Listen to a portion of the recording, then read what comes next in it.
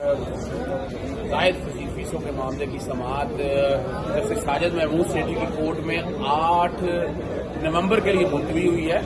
اسکولوں کی طرف سے اعتراضات داخل کر دیے گئے۔ آج عدالت کو یہ بات کہ اس اعتراضات کے اندر جو باتیں اٹھائی گئی ہیں وہ کہہ رہے ہیں ہم نے فیسیں پہلے کی بڑھا لی ہوئی ہیں، جنہوں نے 8% پہلے کی بڑھا لی ہوئی ہیں اور ان پہ اس کا اطلاق نہیں ہوتا ہے۔ عدالت نے آج ہمیں وقت دیا ہے کہ ہم اس پہ جواب الجواب یعنی اس پہ جو اعتراضات داخل کی ہیں اس پہ ہم باقاعدہ اپنے آبجیکشن فائل کر سکیں۔ آپ سب لوگوں سے پہلے بھی کہا تھا، پیرنٹس سے گزارش ہے کہ اس بات کو بیکن ہاؤس کا کہنا یہ ہے کہ ان کو 8% جو ہے نا فیس بڑھانے کا اختیار مل گیا، غالباً یہی ہے، تفصیل ہم دیکھ رہے ہیں۔